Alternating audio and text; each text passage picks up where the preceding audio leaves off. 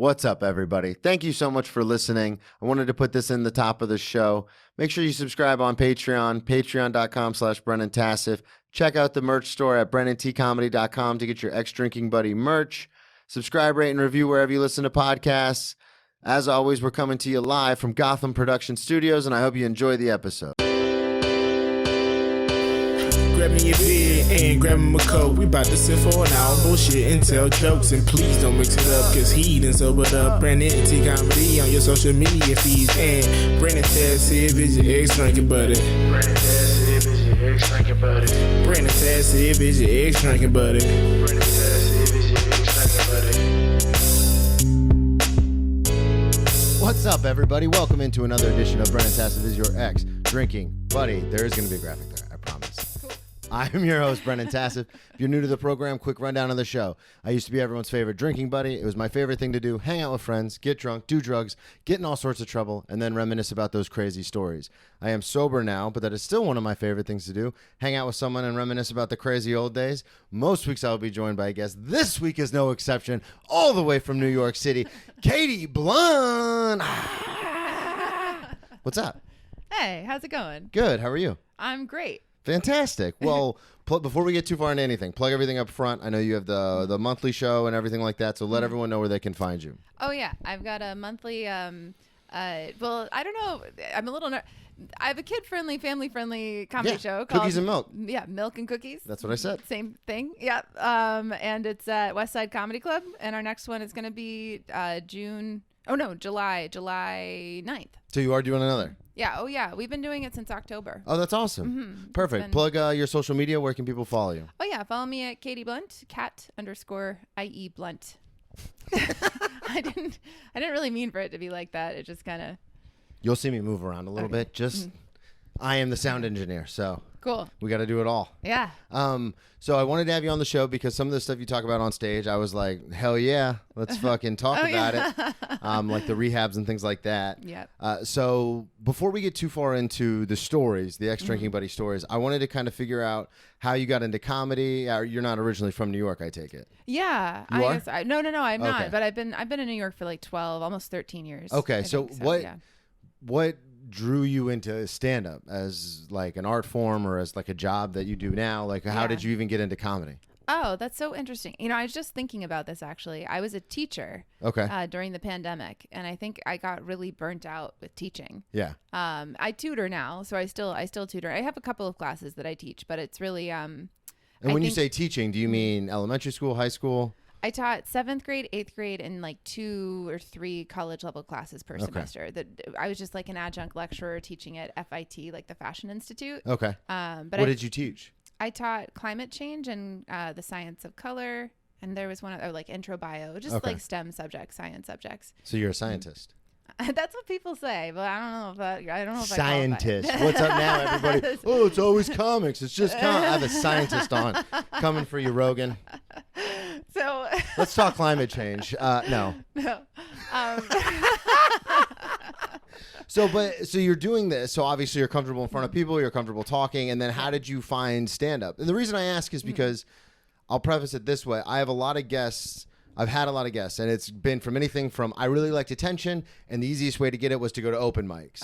Like they don't really care about comedy, but they would just happen to be good at it. Yeah. And then I have people like myself who are very pretentious, and like I, read all of Lenny Bruce's books and autobiographies, and I was like, comedy's an art form, and blah blah blah. So it's definitely a range. Yeah. So how would you describe your introduction into comedy as far as stand up? I think I thought it was going to be a hobby and a place to find friends. Okay. I think that was my initial intention with it. And then why did you pick stand up out of everything you could do as a hobby? I broke up with somebody. Okay. And she was super creative, and I saw her everywhere at all these different like creative things that I would do. Cause I used to take like, singing classes, screenwriting classes, music production classes, acting classes, all these things with her just for fun.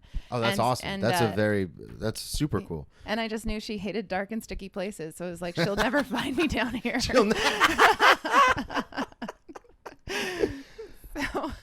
Do you still talk to her? No. Okay. The Sadly. reason I ask is because that's going to be the title of the episode. Dark and sticky place. She'll never find me down here. She won't. Yeah, no, that's true.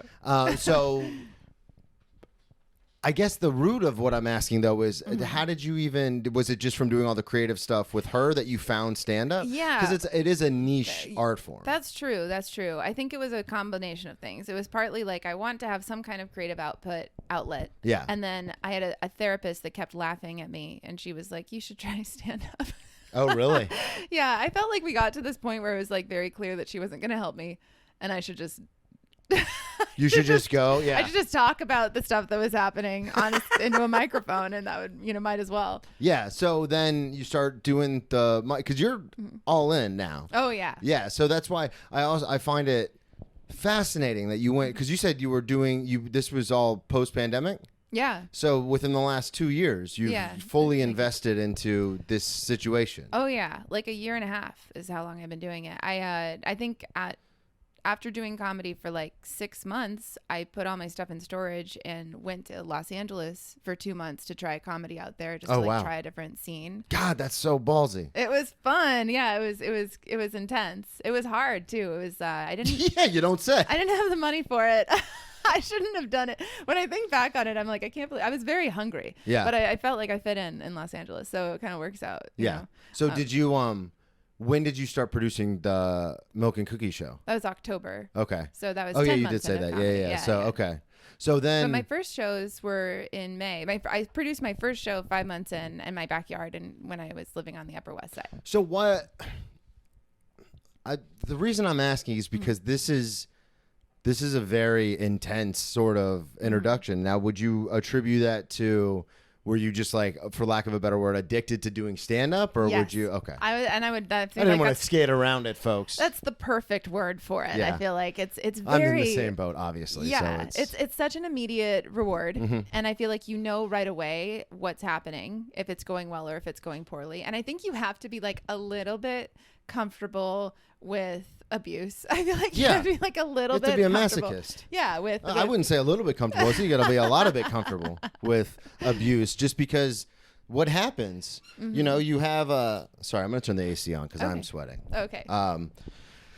You have these shows that can go so horribly wrong. Yeah. And that's what pushes a lot of people out. I had a guest on James this last week, and he was talking about there's this comic. She was really good, and she was killing it. And then she got on a show that was a little bit too big, and then she was just gone because the experience was so traumatizing. And that's and I've noticed that with a lot of people just since I started in 2009, where people are like in, and then you just never see them again. Yeah. And it's weird because it takes a certain kind of person to be like, oh, that sucked. That made me want to kill myself. I can't wait to do it again tomorrow because maybe it'll go differently. Yeah. So for you, so true.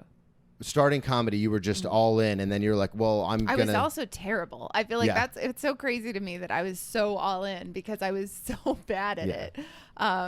But I think there's just some. Sorry, I'll let you finish. No. This is what I'm trying to get to. Yeah. Just that it's like I was awful.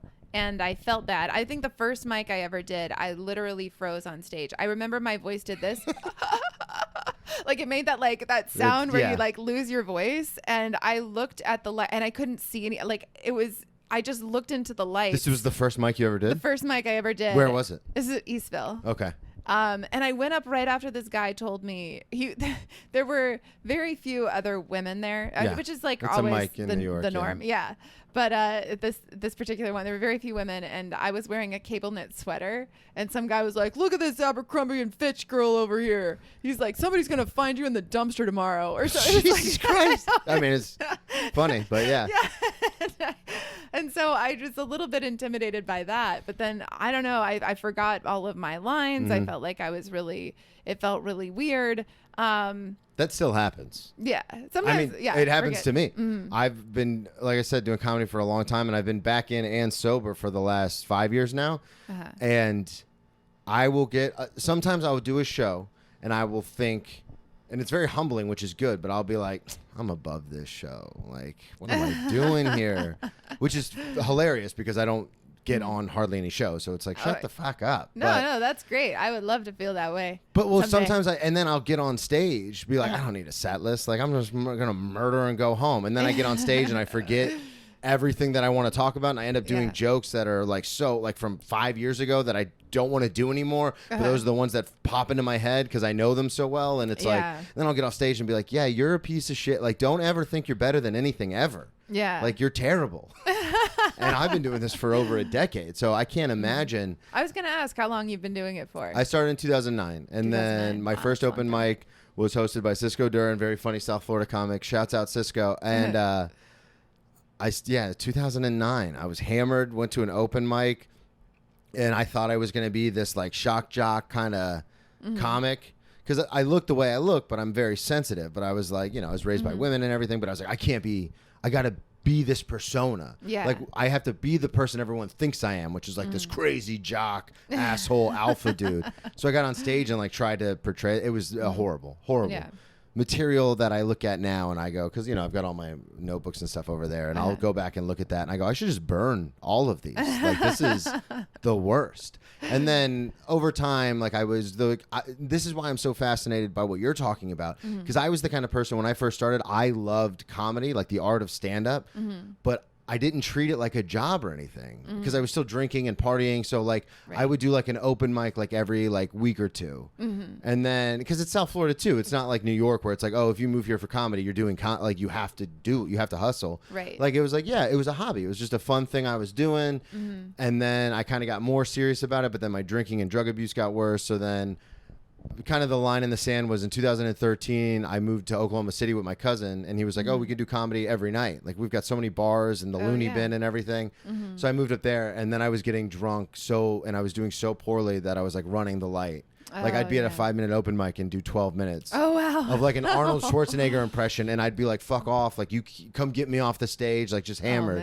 And that's when I hung it up for about 3 years after that, because I was like, I went to rehab, and then when I came out, I started doing comedy, and then when I fell off the wagon, I was like, oh, I can't go back to the person I was in Oklahoma City. Like, I can't do that. Right. So then I took 3 years off, and then when I got sober this last time, I dove back in head first and moved to New York. And then I became, when I came back this last time, was very much how you were when you like first started doing it. You're like, no, this is what we're doing. Yeah. So how did you end up in New York then? Were you were obviously in New York before you even started? Yeah. I had been in New York for like 13 years, and I had been doing a lot of different kinds of creative stuff. I think I've always like been drawn to like a creative bend. You're a creative, But I also had like the sciencey thing. Yeah. I think that I had like the messaging that was like, and it's not from my parents or anything. It was just like society or whatever, that I was like, oh, if I want to, I need to have like a 9 to 5. I need to have like this kind of a job. Yeah. And that's how the society norm. Yeah. Yeah. And I feel like it's been really interesting. I think a lot of sort of what disrupted that for me was getting divorced. Okay. And being a single mom and being like, oh, I don't have any models for like what role I'm supposed to play right now. And I really like shifted everything. Like I think in the first year that I was single, I doubled my income. And hell like, yeah. Take that. You know who you are. And I just like really, I started, at first it was like panic and stuff like that, but I started to embrace different things, and I was like, oh, I don't have to be like a mom, a wife, I just have to really. You don't have to fit into a box. Yeah. But the most important thing is I have to constantly ask myself, is this making me happy? And I noticed that like when I'm happy, my son responds to me, even if I'm seeing him less often, because I'm busy. If I have joy that I'm experiencing in his presence, I feel his spirit lift up with me. You know what I mean? So that's the same thing in a room. Yeah. If you get on stage and you like, because this is something that we run into all the time. I'll get on stage, and if my first joke bombs, the whole set is like you can we can win them back. That is something that happens. I've heard that one comic actually will intentionally bomb for the first minute to see if he can dig himself out. I've heard of that before too. Yeah. Like veteran, like shows like 10 times a week kind of comics will do that stuff where they're like, let's see how far I can go down the rabbit hole before I can turn around. I've torpedoed shows before when I've done bits that I don't find that dark, and people groan, and I go, oh, that wasn't even close to dark material. Like, you guys want to hear dark, and I've torpedoed entire sets when I've said something and people go, oh, and I go, oh, no. Now I'll give you something to groan about. But I mean, it's that same kind of energy where, like, if you have a set and you get up and the first thing you said gets a big laugh, that raises you up, that raises Yeah. the whole room up. So it's kind of similar to what you're saying with your son. When you're like going, when you're firing, he's like, yeah, let's fucking go. Right. Yeah, that's Maybe so not true. in so many words. Yeah, but. he might not use those words, but yeah. So let's talk about where are you originally from? It's so complicated. I mean, I guess California Okay. is a simple answer. Yeah. I like grew up in California, but I was like born in Colorado. I went to college in Nashville. And then I Where did you go to college in Nashville? Vanderbilt. Okay. You went to Vanderbilt? Yeah. God, you weren't kidding. Scientists, people. Take that, Nate. Who's Nate? Nate Bargatze, huge Vanderbilt guy. Okay. Big listener. No, I'm just kidding. But okay, so let's unpack this. So you go to school. What'd you major in? Psychology with a concentration in clinical neuroscience. Okay. So you're a brain scientist. So I'm going to keep looking towards the camera. So then you get out, and then what brought you to New York? I didn't go from Nashville to New York. I first went back to California. Okay. And I actually had like a bunch of mental health things that were like big issues. So Yeah. I was actually like hospitalized Yeah. multiple times for Hell depression yeah. stuff, and then Me too. yeah, Preaching to the choir. High five. And Yeah, then I've been institutionalized quite a few times. Yeah. Whether it's for mental health or, I mean, addiction, I guess falls into that umbrella, but also Yeah. just, we call it being Baker acted in Florida, but it's like, you know, the same thing, 5150 to view. 5150. Yeah. Yeah. Yeah. Let's talk about no. 72-hour hold. Yeah, But a minimum. God. I was Guys, there I'm for- fine. Really, I'm fine. Well, it's only been 48 hours, so we still got some time. Oh yeah, I was there for 2 weeks. Every time I went, I was there. Really? For the maximum time they could hold you. Yeah. The first time I went, it was the 72 hours, but I was super young. And then the next time, I've only gone twice for that, but then the next time it was a week. It was 5 days. And then I was like, come on, seriously, guys, I got to get back to work. Like, they're going to take my apartment. This is driving me more insane. And then, you know, they run the test and they go, all right, you can go.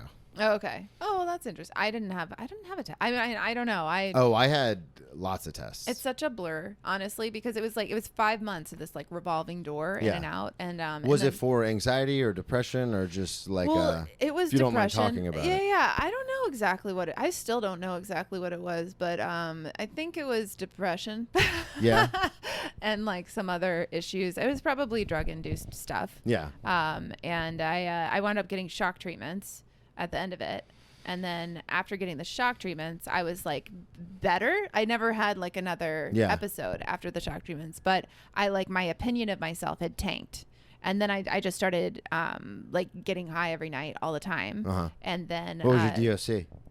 marijuana. Okay. So but just regular high. mixed with like everything else. Yeah. I mean, I've been That's drinking it. drug of choice for the uninitiated. But we're initiated, aren't we, Bruce? Yeah. A little Bane I like to sprinkle in. So then this is happening in California. How long does this go on for until you get to New York? Oh, well, I went to rehab in Southern California. Okay. Where'd you go? You don't, You know, it doesn't exist anymore. Oh, okay. But we did have I thought you were going to say like somewhere in Malibu or something. No, I don't know. It was not a fancy Rehab with the stars. I wish it were. No, it was I mean, it was a cool experience. We had the guy that was leading it was Dr. Bob. You have talked about this on story. stage. Yeah. It's crazy to me. Yeah. And he wasn't a doctor, and he wasn't. I don't even know if He's his not name that was Dr. Bob either, Yeah. But yeah. So it was a 60-day rehab thing, and then I got sober, and then I stayed sober for 9 months. Okay. Then I relapsed, and it was during the relapse that I went to New York. Okay. To get discovered. But I had no idea what I'd be discovered for. Okay, so that's the timeline. So now that we understand the basis, like the outline of the timeline, let's talk about when did you start doing stuff? Whether it's drinking or drugs or anything like that. Like, how old were you when that started? Oh, I think my first drink was when I was like 2 years old. Okay. And it was like there's this shot glass of wild turkey that I thought was like Baby Kate style apple juice. Yeah. And so I drank that and then started crying. And I feel like that just basically describes like that's the baseline. That's every 101 time. wild turkey. Yeah. Let's go. As a 2-year-old. God. It was a mistake. I think my whole family was horrified. You know, nobody was like expecting that to happen. Yeah, you wouldn't expect that. I don't think I'm a recovering alcoholic. I don't think I would expect that to be like around my nieces and be like, I'm just going to leave this shot glass out and hopefully one of them is going to pound it. So when did you in high school? Obviously, you got My good mom grades. denies that ever happened. My brother says that he saw it happen. My mom denies it. But anyway, parents, what are you gonna do? Oh yeah. When did you in high school? Obviously, you got good grades, I'd assume. I didn't get that good of grades. Because Vanderbilt's a hard school to get into. Yeah, I did okay. I went to a really tough high school though. I went to a really intense, like educationally tough. Yeah, like I thought you meant like a rigorous, like South Central tough. No, it was like a preparatory boarding school. Okay. And so it was the courses were hard. So the fact that I didn't do super well maybe didn't reflect that poorly on me or something like that. Yeah, I mean, you got into Vanderbilt. Yeah. You should be proud of that. This is a hard school to get into. It is a hard school to get into. I wasn't drinking or smoking weed in high school really. I just because you went to a very strict all girls school. It was not all girls, was but it? it was very strict. I was like. I don't know why I thought it was an all girls private school. It's maybe it's that's because we were talking school. about. Okay. I went to an all-girls Catholic school for grade school. Okay. And then when I went to high school, it was a boarding school that was co-ed. Where was this? This was in Connecticut. Okay. Classic Connecticut boarding school. Oh yeah. Yeah. And we had like one weekend where we got to go you would have like weekends that you could sign out to go to friends' houses. Mm-hmm. So the first time that I drank in high school, I went to a friend's house, and we went to this like bonfire. This was freshman year of high school. Okay. There was like this bonfire going on. Oh, so you got right into it. It's not like. Oh yeah. By the time you're a senior, you're like, now is my chance. Well, I didn't. I guess like freshman year of high school, they had this bonfire party, and we went to. It was a college party. Oh, we were wow. all like 14 years old. Yale? What college are we talking about? I don't remember anything because we got so obliterated. Yeah. We drank Bacardi 151 and grape juice. That was our decision to mix those things together. That's just brutal. Yeah, it was really bad. I remember one of the only times I ever drank Bacardi 151. My sister's ex, she was obviously they were dating at the time, and he had Bacardi and he was like a year or two older than us, and he had Bacardi 151 in a flask. And this is when I had started, this is after high school, so I had started, because I didn't start drinking till late, but this is after high school when I started drinking. And I remember we were driving somewhere, and he handed it to me, and it just that smallest amount hit my lips, and it felt like I was on fire. Like it burned so much. Oh yeah. And I was like, how are you drinking this? Like, this is insane. Yeah. And then, as the drunker you get, the less it less hurts. it And you're just like, yeah, this is fucking fantastic. I'll tell you what. Right. So you guys mixed it with grape juice. Yes. And just got. And we fucked got, up. I don't know, we drank like solo cups full of Bacardi, like half and half. That's or something. too much. It was way too much. We couldn't walk. All of us were like stumbling, but we were giggling, and it was like fun. And then we got to I remember we went to my friend's room to hide out from her mom because her mom was downstairs. Yeah. And I was lying on the bed, and like the whole room was spinning. The and worst. I felt like I needed to throw up, but I like didn't want to. I knew that somebody was in the bathroom, and I was like, I can't let them see me throw up. And I had as I was lying on the bed, I developed this plan where I was like, all right, I'm gonna run over to the window, lean outside the house, throw up. Nobody's gonna know that it happened. It's gonna be my secret, and then I'm just gonna pretend I'm fine. And so I remember I had to rock a few times to get enough propulsion to stand up, and I rocked myself up, and I raced to the window, and it was closed. So I just smashed into the window, fell on the floor, threw up all over the floor. Oh no. I was gonna say you still had to throw up after you smashed your head. Yeah, it would happen. It definitely happened. And then her mom came up and was like, "What is this? Everything smells like Skittles and Bacardi 151." Oh my god. And I just looked up at her mom and was like, "I'm lactose intolerant." That was your you had it. You were right there. You had the lie locked and loaded. I'm allergic to grape juice is what you said. Yeah, I should have. We had gotten ice cream earlier. She was like, "Why did you get the ice cream?" I was like, I didn't. She starts, instead of being like, "Oh my God, Katie, are you okay?" She just starts calling you on your shit. Well, then why would you even get the ice cream? That doesn't make any sense to me. God. So that was freshman year in high school. Freshman year in high school. And then after that, were you kind of off to the races, or because it was such a strict school, were you like, I oh, this really, is, that's what. So I didn't really drink a lot through high school. I did 2 trips abroad, lived in Spain and lived in France for sophomore and junior year of high school. And both of those I drank while I was out there. But, okay. But what, did it get crazy, or was it just Yeah, medium crazy. Okay. I would say. The reason I ask is my brother lives in interesting. Spain now, and he's like, oh, yeah, for lunch, everyone, they give Yeah. you 4-ounce beers instead of like 12-ounce beers, and Yeah. everyone just has like a beer for lunch. It's just like a thing that they do. So that's why I was Right. like, oh, well, it couldn't have gotten too crazy. Yeah. I think I still kind of, I definitely was overserved on a few occasions.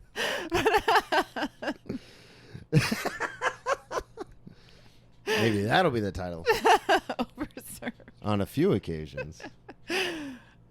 So then when does it happen? Because we've been dancing around it, but you've already mentioned it, obviously going to rehab and stuff like that. And you talk Yeah. about it on stage. So, and that's one of the big reasons why I've been pushing to have you on, is just because you do talk openly about it. So that's something Yeah. I like to share with the listeners. When is it party time? Like, when does Katie I feel like when I was at Level up. Vanderbilt. Vanderbilt, shouts out. Yeah, it's a great party school. Yeah? It's like a huge party school. I think it's become more academic since I went there or something like that. But it's Yeah, because I remember Vanderbilt was like within the last 5 to 10 years has been like one of those like, oh, that's a hard school. Yeah. So that's why I was like, yeah, I wouldn't imagine you partied, but it is college. So Yeah. Well, in Nashville. I feel like I drank so much. I consumed a lot of different things in addition to drinking, and I feel like I would piss people off because I somehow did really well in school. Yeah. Like I was one of those people that would like sit in the back, Yep. hungover, like Drunk in sunglasses on. class. Yeah. Then when the test comes around, you're like, your first one out, and then you get like a B+ or an A-. And you're like, what's up now? Well, I studied a lot though. Oh, I did mean, you? Yeah, Okay. yeah. I feel like I worked really hard, but I it was the just, kind of person where as long as I sat in the back and took notes, I had a weird memory where as long as I wrote it down, like Yeah. I would always remember it. Uh-huh. Obviously, this is before all the concussions and stuff, but but so like in school, like as long as I showed up to class, and I was political science and American history, so it's all essay form, and Yeah. everything's essays. Right. So it's like, and I love telling stories. So like as long as you know how it starts and how it ends, you can kind of bullshit the middle of it. So it was one of those things where people would study like crazy, and then I would literally show up reeking of booze, hungover, and just be the first one out and be like, all right, later guys, and then get like a B+, and people were like, fuck you, dude. Yeah. And then once my alcoholism got really bad, I stopped showing up, and then obviously my grades reflected that, because if I didn't show up, then I had no shot. Right. I remember I emailed my teacher, one of my professors loved him, took every single class that he offered, and it was my senior year, and I was like, dude, if I don't get a C, like I'm not going to graduate. And I went to like 2 classes, and I would just show up to take the tests, and I would fail the test because I didn't have the notes. And I remember when my transcript came out, I had a C+, and I was like, this motherfucker, my guy, dude. So when you get to, did it happen like off rip, like right when you got to Vanderbilt as a freshman? Were you like, here we go? Yeah. Okay. Well, I think it was always like very coupled with like depression stuff. You know, like I would feel really, when I first got to Vanderbilt, I transferred into Vanderbilt. I went to a different school. I went to McAllister freshman year of college. Okay. And then I transferred into Vanderbilt sophomore year. And What's McAllister? McAllister is this tiny liberal arts college in Minnesota. Okay. And God, you're just bouncing around. yeah, I did bounce around. So you went from California to Minnesota. I went from, it's so weird. It's like, Go ahead. We got time. We I got an feel hour weird to about fill. it. I know. I just feel like it's like such a bougie existence. So my dad was a novelist, and he'd written like a bunch of best-selling novels. So we spent. You say that on stage. You go when you say my dad was a novelist. What was it, like 9 out of 15? He wrote 23 novels. Yeah. And 16 were bestsellers. I always wanted to, I obviously wouldn't heckle, but I always wanted to shout out and be like, what happened to the other 8? Oh my God. He wrote a book. I feel so bad. I hope this isn't whatever. He's not going to watch it, but I don't think he would. He wrote this book about what would happen if they found Osama bin Laden. Like what would happen? He wrote this whole novel, like this 400-page Fictional novel about like what would happen if they found Osama bin Laden. The whole thing about like the trials that would follow and how they would charge him and where he would go to prison. And the day that was published, he was supposed to have there was some show, I forget what it was. It was like the Today Show, Good Morning America. He was going to be interviewed about this book. That day is the same day that Osama bin Laden was just killed. And like, everything that he had predicted didn't happen. Yeah. You know, like, no. Well, and that's a hard sell too, because Yeah. people would buy the book because they'd be like, "Oh, What let's would go into happen? this fantasy because we're never gonna catch this guy, so let's go into this fantasy world of if we caught him, like Right. the justice that would come with it." And then he dies, and everyone's like, "Oh no, we know what happens." Right, exactly. They shot him in the face twice. They just shot him right Yeah. away. And it, like, everything that he thought about, like, how people would be like, well, how do we treat this person? And so he really dove into it, like Yeah. head first, like so it was fiction, but it was based in reality of Yeah. like Oh, this he is did- how it would work. The Geneva Convention and the Accords and all this kind of stuff. This Yeah. is how he would be tried. War Right. crimes, the whole deal. And it's like, no, we just shot him. Yeah, he did so much research for it. and Oh it my was, like, none of it. Yeah, he didn't. I don't I'm think. assuming he that's one of sold- the 8. That's probably one of the 8. Yeah, Yeah. it didn't do too well. But yeah. So we got off track, but so you So I grew up bi-coastal. Yeah. So I grew up in California in Martha's Vineyard. Okay. We would spend our summers in Martha's you were right. Vineyard. This is gonna make you sound bougie. Pretty bougie. And then I went well, to. your dad worked hard for it. Yeah, he did. That's true. And then I went to Catholic school until grade school. I went to boarding school for high school, and then for college I went to McAllister in Minnesota. Why was just real quick? Why was the Yeah. boarding school? Because your dad was traveling, doing the book stuff, or he was just working a lot? Or I'm always fascinated by this No, because it's it like, was something that my parents were actually really had a hard time Okay. accepting Okay. and being on board. But it was with. just a good something that school, so they I were- wanted to do. Okay. Yeah, I mean, it was such a weird. This is such a weird thing to. As a kid, I was looking at my like classmates. yeah. And I felt like everybody was white.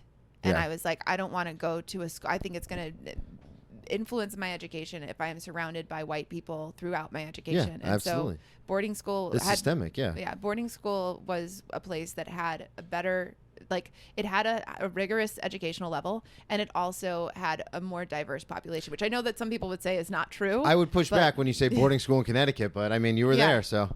No. It definitely there's the minority population there is a minority. Yeah. But there was more diversity than was available in the San Francisco private schools from Yeah. what I could tell from what my tours were showing me. I don't know. You're like 12 years old, like, this just won't do. This will not do. Father. I mean, I don't feel appreciate the embarrassed. ratios here. I feel embarrassed a little bit talking about that, but I think I don't know. It was just like I something mean, that that's was very, on my mind. you know, it's very noble that you would be able to be like, well, to So say, embarrassed. But I'm not going to get the right kind of education. Because I know people growing up in the South, I know people where it was definitely the opposite. Where they go, I don't like going to school with all these people that don't look like me. yeah. Like, I don't like this. I'm uncomfortable and stuff. And Oh, so, yeah. Oh, so that's interesting. Yeah, so it's definitely one of those things. Because I went to school outside of Daytona, so it was very, and I played sports my whole life. So I was, and I talk about this a lot with friends of mine and stuff, where I was very inundated into that community of just like athletics and locker rooms and sports and stuff like that. Yeah. So even though growing up being raised by women and being very sensitive, I kind of like, you know, push back against like the locker room talk, as it were. Like it makes me super uncomfortable, which is why I don't Good talk for about. you. Well, I don't talk about. No, No, you're that's not gonna high-five sarcastic. that? That's sarcastic. What are you talking about? No, it wasn't sarcastic. Oh, okay, It was then I won't sincere. high-five. I don't do sarcasm. Really. Because I'm not really. Well, so that's the thing. Is like even when I talk about sex on stage, I don't really talk about it ever, and then when I do, it's in a very like awkward, like jokey sort of way because Yeah. it's like I'm not. Yeah, like, that's I don't, true. You don't really. Yeah, like- I mean the one joke I have about sex is about how bad I am at it because I'm awkward about that kind of stuff. So, but I say all that to say like it's fascinating to me when I meet people who are like so not of that mindset of what like you're talking about, where it's like, oh, this is a good thing. To be raised around these different ideas and cultures and situations, like socioeconomic levels. This is a fantastic thing because then you can perceive things from every different angle. Right. And then there's people who are just like, oh no, my friends are my friends and that's who I grew up with and I don't associate with anybody else. Because we see it in comedy all the time. Yeah. I don't care. It's 2023 and I don't care how diverse you say things are. Yeah. When you walk into the stand, everyone's separated for the Yeah. most part. Oh, it's like It's terrible crazy. in New York. It's so interesting. I feel like I wrestle with this all the time about like what am I going to do with my I shouldn't son? say everyone. I just want to fix that because Yeah, no, I'll get a message feel from like- someone like, fuck you. No, that's good. That's good. It'll help the algorithm. Yeah. But like I feel like Yeah. Hot takes. talk about controversial things. Yeah, hot takes. But I mean, and I it's feel segregated is what I'm saying, people. Yeah, no, actually, the New York City public school system is the most segregated public school system in the country. I've heard people say that it's New York itself is very diverse, but within New York, city, it's incredibly segregated. It is. And I think that really shapes the way that kids think, you know, like it shapes the way that they grow up. Like my son, his first preschool there were 150 kids and he was the only white kid there.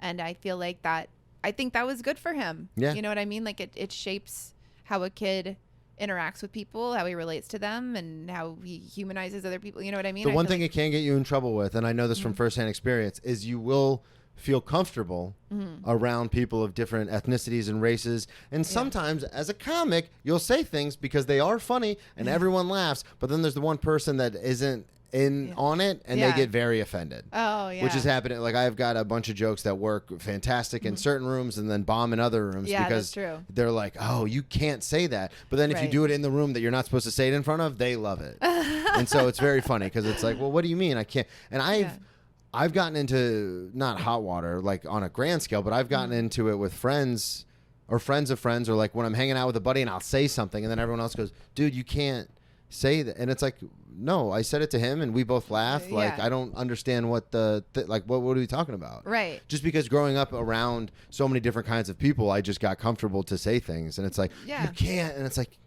but I wasn't malicious. Like we were joking. Like it was a joke. Yeah, that's true. And that's where I feel like, again, like the more that people are just like all together and intermingled, like the less that kind of stuff would happen. Yeah, absolutely. I feel like the people that get really incensed and angry about like, you can't say this, are often, you know, they're not. You can say it. We know what you want to say. You can say it. I feel like it's more white people that like are like, don't say this thing. Yeah, white women. Probably white women. Worst. Yeah, well, I mean, we also, I feel like white women get the scapegoated a lot for stuff, you know. But it's, I mean, it is true. I know this from firsthand experience. Love my twin sister to death. Everyone knows that. But there's times where I'll say a joke and she'll flip the fuck out, and I'm like, where is my like?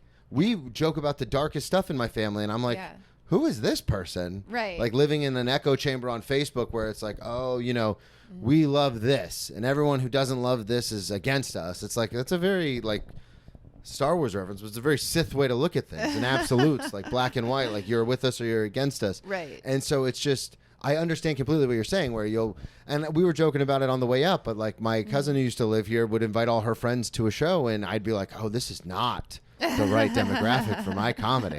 Like all these young hot women. I was like, You only like to perform in front of ugly women. No. I mean, people who have not. So funny. That was I know good. what you mean. You though. fucking got me. I'm sorry. I know me. what you mean.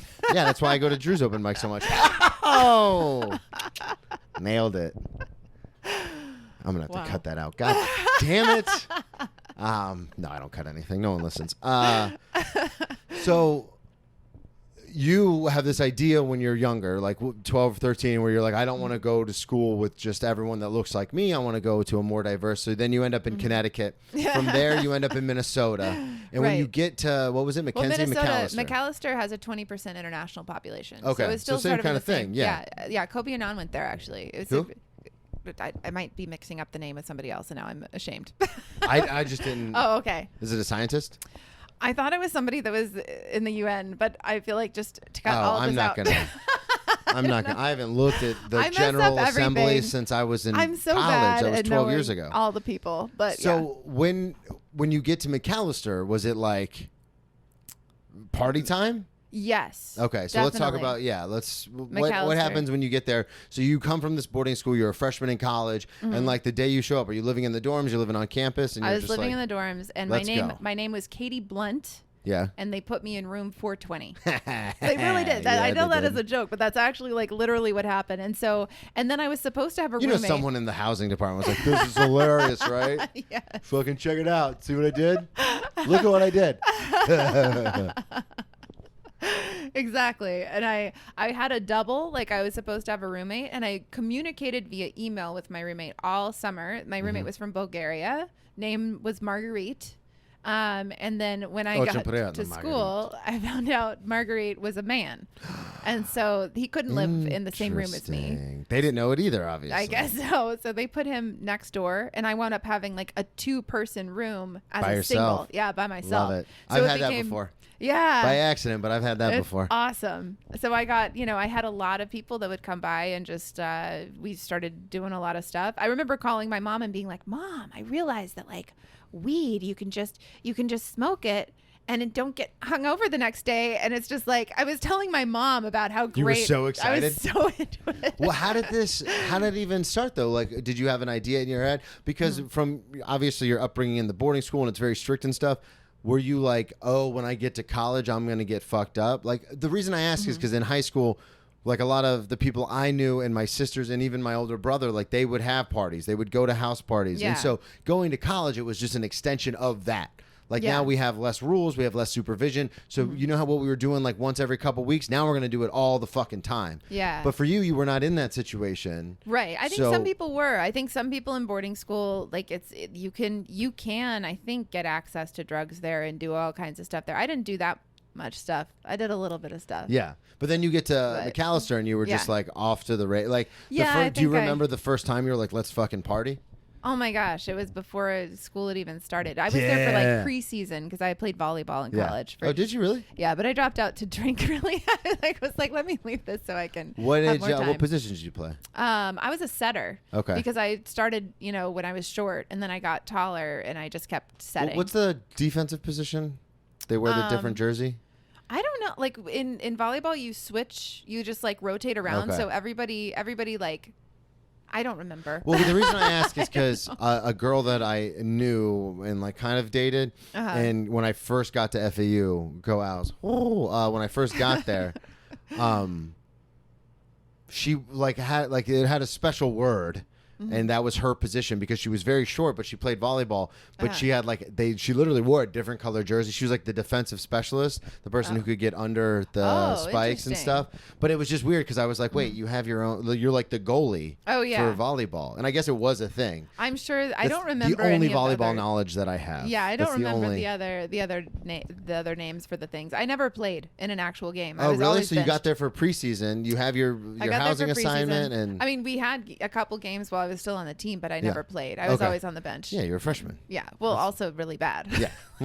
Tomato, tomato. Yeah. So, do you remember the first time? So, the summer, it's before school even starts, and that's Yeah. when what Yeah. happens? Take us through it. Take us through it. Oh, well, that was. I feel like it's so boring. I actually feel also humiliated by it. I was very that's not drunk. boring then. I lay down in a field. How did you get drunk It though? was in a Like, how, field. you're 18. How are you getting access to the booze? Did you? It's in Minnesota. Did you? Oh, I feel like I shouldn't tell this. Okay. All right. If you don't want to tell it. I had access to alcohol in a way. Okay. Through my own means, I guess. I Okay. had my own alcohol. I Yeah. had my own stash. We'll keep it vague. I will keep it very vague. And I got very drunk. And By yourself. I don't remember. That would have been a baller move. If You're I like, yeah, I was just got with hammered in people my or room by alone. myself. I just- I'd be like, you I are don't- way ahead of the curve Yeah. as far as problems. Well, I definitely always wound up alone. Yeah. But like Yeah. Oh yeah. But I went to some party and I remember I laid down in a field. It wasn't a field. It was a front yard. Okay. It was a field to me. Yeah. At the time it felt bigger than it was, I think. And I just laid down. I was like, I can't get up. And I realized as I was lying there that I was laying in someone else's vomit. Oh. But I was so drunk. Gross. So drunk. I didn't know what was happening. So a friend of mine, the captain of the team or whatever, found me and she took care of me. She brought me to my room. She laid me on the floor because we had those bunk beds and I was Yeah. afraid I'd fall out. So she laid me on the floor. She like put a blanket and a pillow down and then she was like, "Where's your alcohol? Where do you have your alcohol?" And I was like, "It's over there." And so she took all of my alcohol and left me. It was like, she's like, I'll help you. And then it was just a way for her to access. Oh, that bitch. I know. Oh, and that so makes me infuriated. It was a weird night. So, but she helped me take off the vomited on like shirt. Clothes, yeah. But just the shirt. I just basically took my shirt off and lay down on Getting the floor. started early with it. I know, and fell asleep. And then apparently everybody got to see me topless because a number of people came in to find me and just found me like, ugh. Wow. Shirtless and with no more alcohol. And you would think that would make me think like, oh, I should stop doing this. Maybe but- this isn't a thing. So what happens? Do you just continue? So how long is it before you quit volleyball? Gosh, I don't remember. I don't remember if it was weeks or months. But it was shortly after the semester had started, and you were kind of having a good time, and you're I like, don't I don't think want to do made this it. anymore. I definitely didn't make it to the second semester. Okay. Of playing volleyball, but Okay. Then you do a year at McAllister? And I remember they had this list they posted in the hallway. It was like the title was top 10. That was the only thing for the title, very vague. And it was 1 through 10, and the number one person, it was basically everybody was listed in order of like who did the most substances and like was messed up the most. And so I think I was somewhere on that list. I don't remember which number I was, but I was definitely on the list, and I was like the only girl. Hell and I was so proud of myself. Fuck yeah, you were. Breaking barriers everywhere I go. Hey, smash through that glass ceiling, sister. You know what I mean? But rules are made to be broken. Yeah, the guy that was number one on that list wound He's up. dead now. I don't know how he's alive if he is. He did get hit by a truck. Like he went the wrong way on a highway and got hit by a truck. Hammered? Yeah, like the second year there. So I had already transferred out. I wasn't there anymore, but I know that that's what happened to him. So that list was. I mean, I'd be interested to like very see foreshadowing kind of a list. Yeah, it's a dark list. Yeah, God, that's hilarious. Yeah. What happens? Why do you decide to go to Vanderbilt? Well, partly it was just to be with my boyfriend from high school. My high school boyfriend went to Vanderbilt. I know, your high school sweetheart. I know. It ended You are so romantic. Yeah. Well, it's weird. He proposed to me in our high school yearbook. And you said no. Well, it said, "Will you marry?" And the me was cut off. Isn't that ominous? Son of a gun. No, I thought I was going to marry him. I really did. And so I went to Vanderbilt. That's where he was going? That was where he was going. I also wanted to have, I felt like McAllister, honestly, McAllister was like, there was no Greek life. It wasn't a party place. It was like a place where people. I've never heard of it, really and nice. I'm pretty plugged into like college athletics and stuff. So. Yeah. Oh, it's not a sports place. No, it's D3. But yeah. So I went to Vanderbilt, and there was like a completely it's a different party life. scene there. Yeah. Yeah. Well, and that's the thing too is because I've had people on who have gone to smaller schools, and they're like, yeah, it was like fun. We would party all the time. Yeah. And I even went to a bigger public school in Florida. Like we had 30,000 kids, school? Florida Atlantic University. So we had 30,000 kids, but it was a commuter school. A lot of the kids grew up in South Florida, and they had wealthy parents, so they would live at home and then drive to school. But then I've gone to parties at places like Florida and Florida State, like the University of Florida and Florida State University, and it's another world. To go to like a big like SEC, Vanderbilt, I'm sure everyone in Tennessee tries to go there. If not, go to Tennessee. Yeah. So that's like the Florida State, Florida thing, where it's like you either go to one or the other if you're from here. Yeah. So I can't imagine.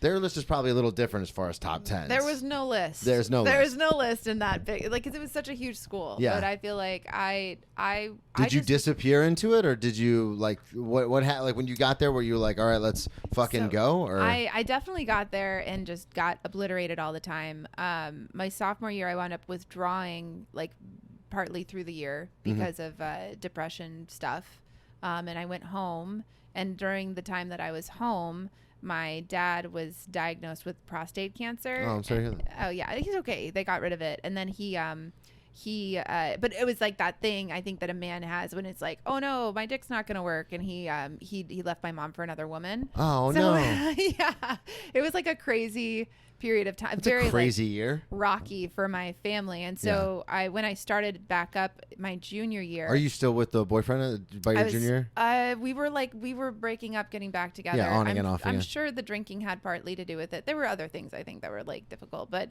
so it's still like a thing. It's still a thing. Yeah. And when I went back, we were living down the street from each other. Like he was in one house and I was in a house like down the street. And we called our house the Crack Shack. It didn't have like there was no 90-degree angle.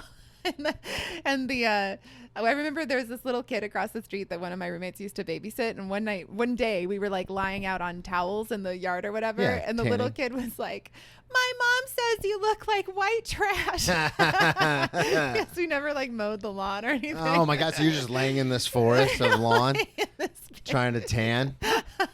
Well, your mom might have a point. Yeah. Touche, young one. Right. So when what happens? How do you end up breaking up with high school sweetheart? What was the final straw? I don't know. That was just such kind of stop talking. I wish there was some cool story about No, it. there. It was, I mean, there it was doesn't just have like to be. a crazy. It was like on again off. It was really bad. Yeah, it was just toxic. like a bad thing. Yeah, he wasn't toxic. I feel like I was a toxic one. Yeah. I was a toxic one. I'll take that. Thank you. So then, how did you end up going to rehab?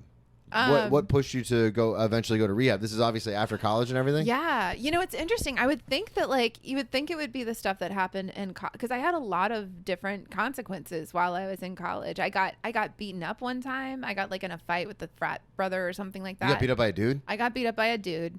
And what did you say? What did you say to deserve? No, I'm just kidding. What was I wearing? What were you wearing? Were you asking for it? So on and so forth. So I had some friends that were heading out, and I was like, hey, let me come with you. And then I cupped my hands like this, and I was like, it's lame in here. That was like what I whispered kind of loud. Yeah. And this guy, like, he hit my butt, like slapped my ass, but with two hands, like really hard. And so I turned around and I threw my beer at him. And then what followed, he grabbed his beer and chased me around the house. I thought I was just going to run away. Yeah. But he got a hold of me and just like went to town. And really? Yeah, it was crazy. I didn't see that coming. Yeah, no, I didn't either. So the cops came, and there was like this whole thing that happened where I had to fill out the police report, and then I had to meet with the college, and they told me like, please, like, he's a young man, you don't want to ruin his life. They told you that? Yeah. Oh, they fuck off. Yeah. This is at Vanderbilt? At Vanderbilt. Yeah, messed up. But they basically were like, don't press please don't press charges. It's going to mess him up. And so I after that I felt really self-conscious going out. So I just like I still that fucking pisses me off. The crazy thing is, like, I didn't stop drinking. Yeah. I just stayed home. And I just focused. I like diverted everything into my schoolwork, but I was still like getting high and drinking all the time. Just by yourself at home? Yeah, by myself while reading articles about neuroscience. That's the best. Yeah. That's good the best. times. I mean, I joked about it at the mic the other day, but like people will frown upon drinking alone. And if you're going to drink, obviously we don't drink anymore, but if you are going to drink and you refuse to try and get any sort of help, if you're like, no, this is my life and this is how it's going to be, it is so much safer to just do it in your apartment. I mean, that's true. I used to have some of my, it's weird because I have that bit where I say, people say my worst day sober is better than my best day drunk. And I say, what a bunch of fucking losers. Yeah. And then I was thinking about that the other day because it was going on a bunch of different podcasts to promote the one-man show. And let me see. What is it? It's the poster. Wow. Yeah. So cool. It's yeah, so you cool. gotta appreciate what you do in life. Yeah. So I was like, oh, well, I joke all the time about having great stories about drinking. And then I was like, well, let me think back to my favorite drinking. And then the more I thought, I was like, because my favorite stories are literally like getting off of work, coming home, having the next 2 days off, and watching like Burn Notice and Jersey Shore on Netflix and doing shots by myself. Like those are my fun stories. And then I was like, I can't tell that on a podcast. That's not cool. So for you, you end up just studying and getting like super into your education, but while getting fucked up at the same time. Yeah, it was a lot of. I don't know. Can I talk about cocaine? Am I allowed to? Yeah, of course. I feel like I did a lot of cocaine. I used to refer to cocaine as like academic steroids. Yeah. And I was Adderall. just, So I'd be in my, I did Adderall too, but I thought it was two different things. And I would do both. At the same time? Yeah. Dude, how does your heart not explode? I don't know.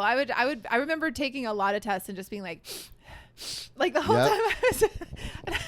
We have people that come into work now and they'll be like, and I go, hey, did you get a lot of sleep last night? And they're like, no, it's my allergies. And I go, yeah, sure, it's your allergies. Yeah. It's my allergies too. Yeah, right. But so I did a lot of that stuff. And what got you into cocaine? I don't know. I think it started just like at parties and stuff like that. And then I was like, because, obviously the background, your dad's well off and you went to boarding schools and stuff. So I didn't know if that was something you like discovered at a young age. Oh, no. My dad never. No, not your dad. I'm just saying the environments that you were in with highfalutin Connecticut boarding school kids. Oh, yeah. You would think that I would have encountered. I did not. Why I did think that. That's why I said that. I did not encounter it when I was in boarding school. Like I hung out a lot with my boyfriend, like in the end.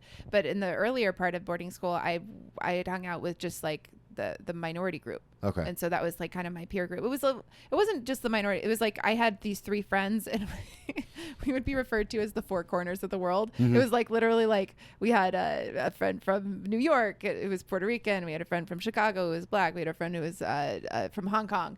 And so it's like the 4 of us, and then me.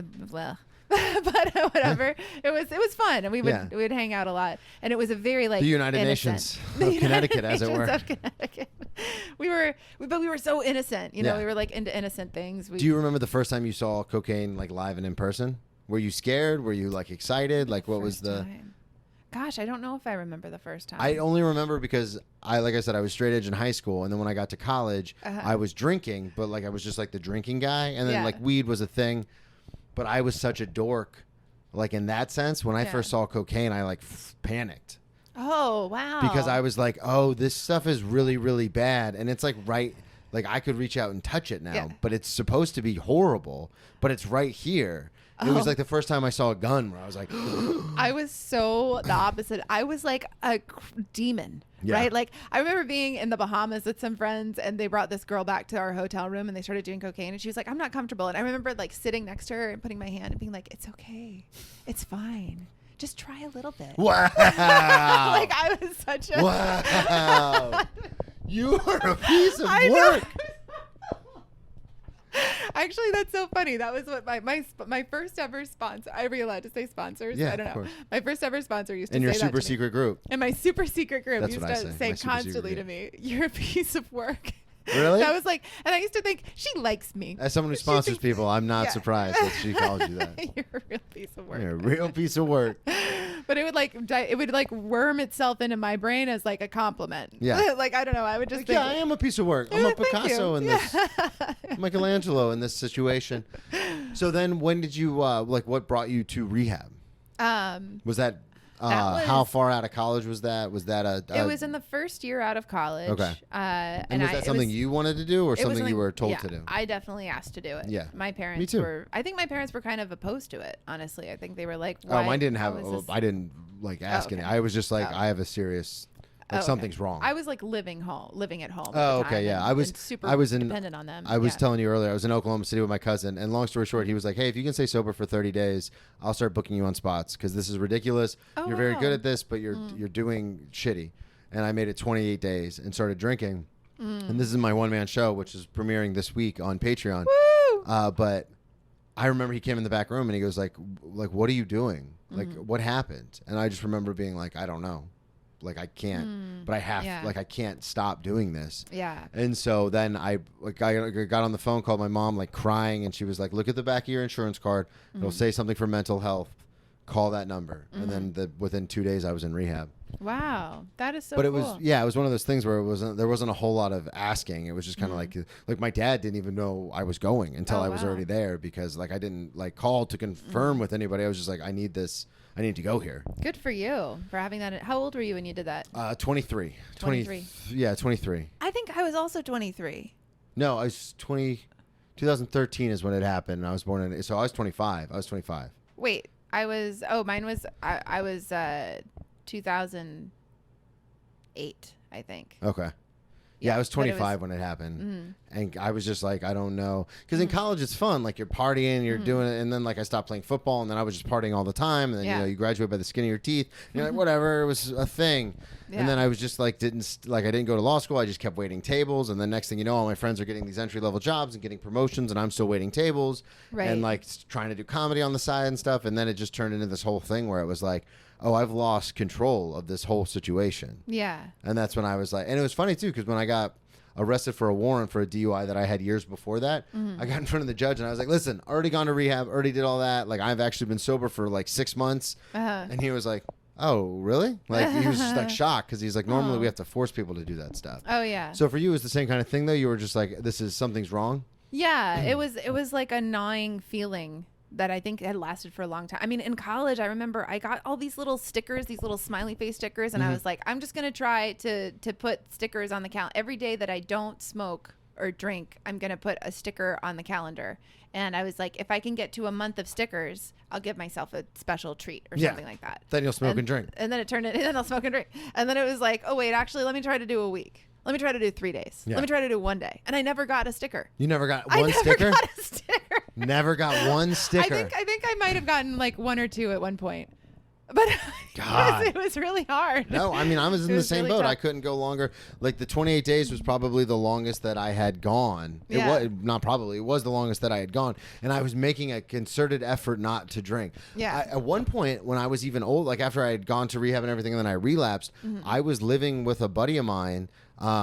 He had just bought a house, and me and my ex-fiance, she was moving back to on the west coast of Florida, and I was staying on the east coast of Florida because we decided that, she decided that she couldn't be with me anymore because I couldn't stop drinking, which is the right decision, obviously. But I remember I moved in with a buddy, and the first couple months, it was like, I was like, oh, it's only for 6 months. Like, I'm going to save up enough money to get my own apartment again because I had my own, or I've never had my own apartment. So I was like, I want to save up to get my own apartment. Yeah. And 6 months turned into a year, and it was fun, and we were partying all the time and stuff. But then it turned into that thing where I worked in the restaurant industry, so I'd make cash. So like when rent was due, I'd be like, hey man, I'm a little short, like I'll get you next week. But then I would call out of work for an entire weekend because I was so fucked up. And then he's like, how are you going to give me my rent money? Like you're not going to work. And it became this thing. So at one point he was like, hey man, like you can't drink for the next month. If the next time you drink, I'm going to have to ask you to move out of the apartment. Yeah. Like I'm going to have to give you the 30-day notice and you're going to have to leave. And I was like, okay, no problem. And again, same thing, made it like 2 weeks and then started drinking. Or no, I made it longer than that because I remember he said, dude, you only had like a week left. If you would have not drank for this whole week, I was going to buy you a bottle so we could drink together. Oh. Which was super sweet, but I drank early. And so instead of him buying me a bottle so we could drink together, he ended up typing up paperwork to kick me out of the apartment. Yeah. Oh. And I was like, oh, that went the other way. Yeah. But it was the same thing. Like, it's so hard to just get a few days together I think when it's you're in that mode. Yeah, it's really tricky. I feel like there's also this I don't know, have you heard of like the pain body? There's this idea that like if you hit your knee on a coffee table, you're going to keep hitting that knee in the same place each time. I feel like there's like an emotional pain body. Keep like going through the same actions, the same habits, and it's like this carousel where you keep going on it. And I feel like that's kind of I feel like there was always a reason. You know what I mean? Like it was like there was always like something that was like, oh, I had a bad day today, or oh, I had a really good day today, or you know whatever it was. There was always something. When I say this all the justified it. time to people, I say it in meetings to people I sponsor. And I talked about it with Veronica Garza on the show, but I always equate my drinking to Neverland in the movie Hook, where the further you get away from it, the more you forget until it seems like it never even happened. Yeah. So you can't remember what it was like to be in that situation, which obviously why going to meetings and working with newcomers is so good because it's like a constant reminder. Yeah. But there were so many times where I would be on my knees crying to my sponsor in the super secret group about I can't stand my life. Like, what have I done? And then we would do the work. And then 6 months later, you know, I worked in restaurants all the time, so I'd make quick cash. And then 6 months later, I'd be like, I overreacted. Like, I'm fine.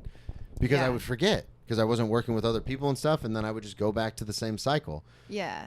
Do you think that there are things in your life today that are like on a similar track? Because I feel like the addiction, the Comedy. addictive personality still stays around. Yeah, it's comedy. But It's 100% comedy. Yeah. I do these things and I stress myself out about doing them. I spread myself too thin, but like I'm being serious. Yeah, but no, I'm laughing because it's so I'm resonating so hard with that's it. the delusion though, and that's what you have to be addicted to it. I think, in my opinion, to make it, unless you're just so good that it doesn't matter. But like for me, I go through these processes where I spread myself way too thin for way too long, and then I look back and I go, this is fucking ridiculous. Like, I should just quit. I should move back home. And then I'm like, I'm going to go at least one day without doing anything comedy related, whether it's podcasting or open mics or shows. I'm going to go one day without doing anything. Yeah. And then that whole day I obsess about it and I think about it. And I'm like, I really want to do this. I really want to do this. Like, I need to get back on stage. I need to get a microphone in my hand. And then within 2 days, I'm doing something related to comedy again. Yeah. It's literally the exact same thing that I went through with my alcoholism. Yeah. It feels very similar to that. But there's something about it that feels weirdly more healthy. I don't know why. Yeah, because we're not destroying ourselves or other people around us. We kind of are sometimes. You know, like I've definitely seen comics destroy people. You know, like yeah, that's true. But I think it's healthier just because it's one of those things where there's an end. You can't be, for lack of a better term, a professional drinker. Yeah. But you can't be a professional comedian. That's true. Maybe. That- Maybe someday. Maybe some- I haven't hit there. I was quite. talking to someone on the phone the other day, and they go, "Yeah, well, maybe in like 5 to 10 years it'll work out." And I was like, "5 to 10 years? You've I'm been at year doing 12. It. I've You've been doing it 12 years. Yeah, No, you're, I was like, we're past that point, You're buddy. yesterday. You're in it now. I'm like, it's like this year. It's like this year. It would be the 5 to 10 years. Yeah. And I remember I called my girlfriend after I had that conversation, and I was like, "Can you believe this? Like, what is wrong with people?" I think it is so messed up that people talk about this whole 5 to 10 year thing, even if it's generally the case. I just feel like it's a way.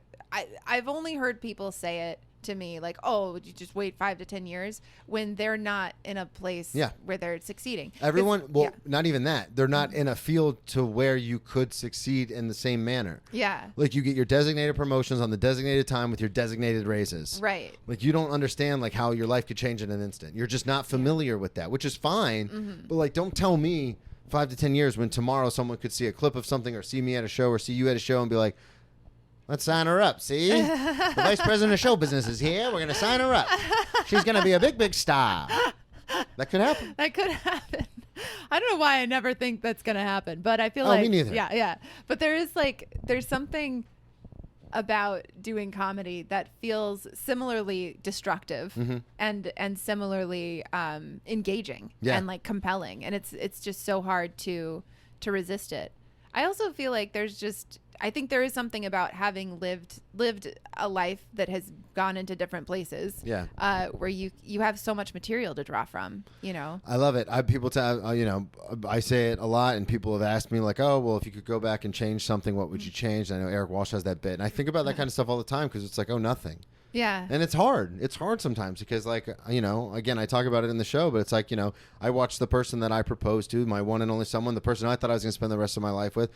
I had to watch via social media of her marry somebody else. And it's like, yeah, that's fucking hard. That's very difficult. But at the same time, it's like, yeah, but I got a lot of good material from that. So yeah, that's so true. And she was going to leave either way because I couldn't stop drinking. So it's like, is that really like I think about all the time if I would have gone back to that faithful night where my sister was having a party and I was like, okay, I'm going to drink for the first time. And if I would have just told myself, like, don't, like, you haven't drank this whole time, like, don't start now. Yeah. Like, how much different my life would be. But to be honest with you, as much as I love stand-up and what we're talking about, like, I don't know if I'd want that life.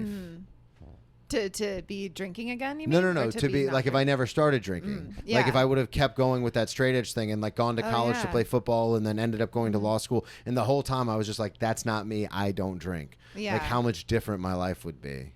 Yeah, I don't think... I mean, well, here's what's so great, and bringing it back to like the whole climate change full thing. Circle, baby. Full circle to climate change. So, like, one of the problems with our society is that we don't have anywhere to put our waste. Like, in every natural organism, the waste product becomes a resource for something else. You expire CO2, that becomes a resource for a tree, right? Like, so that's why I keep the plant in the studio. Oh, very nice.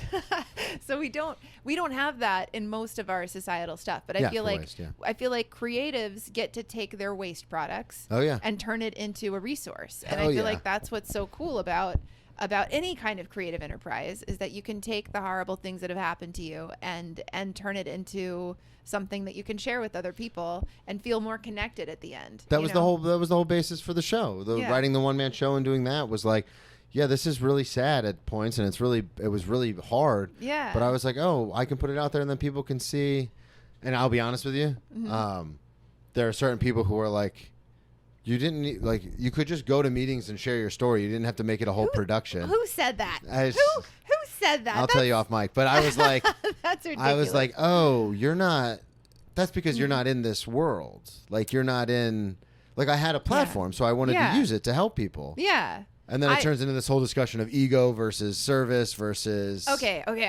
So I'm no longer in that secret group. Yeah, super secret society. Super secret society, and I have a lot of issues with it actually, and I've written the screenplay about it because I think anybody can take anything and warp it. You can take any kind of beautiful spiritual idea, and somebody can take a hold of it and warp it into something like menacing. And I just feel like anything that's, I don't know, people love to talk about ego like it's, oh, you got to destroy your ego, you got to have no ego. I feel like what you're doing is you're creating something that people who aren't already in that world, right? Like the platform that you're using allows people who might be kind of thinking about cutting back to maybe take a look at something like that. And it's also, a totally different vehicle. My biggest problem was, as a 6'1", 230-pound grown-ass man, I'm crying on camera for the world to see. Yeah. That's a pretty ego-destroying thing. And that's a good thing. I've feel had people message boys me need and be to like, I see can't that. believe you cried, you fucking baby. Oh, no. I feel like boys need to see that. Yeah. You know? No, it's okay. Yeah. Plug everything one more time. Plug everything one more time? Yeah, we're at the hour. Oh, Milk and Cookies. You're going to have to come back. We got to get into rehabs. Oh, yeah. I'd really love to. Yeah. Milk and Cookies But I have to Comedy, go to work. everybody. Westside Comedy Club. July 9th. July 9th, August 6th. Fucking good at this. Oh, yes, I you are remembered very that. good. And then when's your thing coming out? This will come out Monday. Monday. A week from today. Oh, my gosh. That's so exciting. Thank you, everybody, so much for listening. At Brennan T. Comedy on all social media, BrennanTComedy.com. Check out the one-man show that'll drop this Wednesday, 3 p.m.,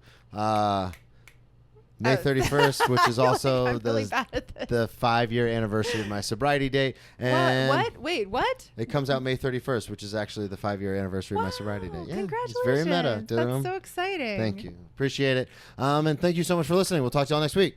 Thank you.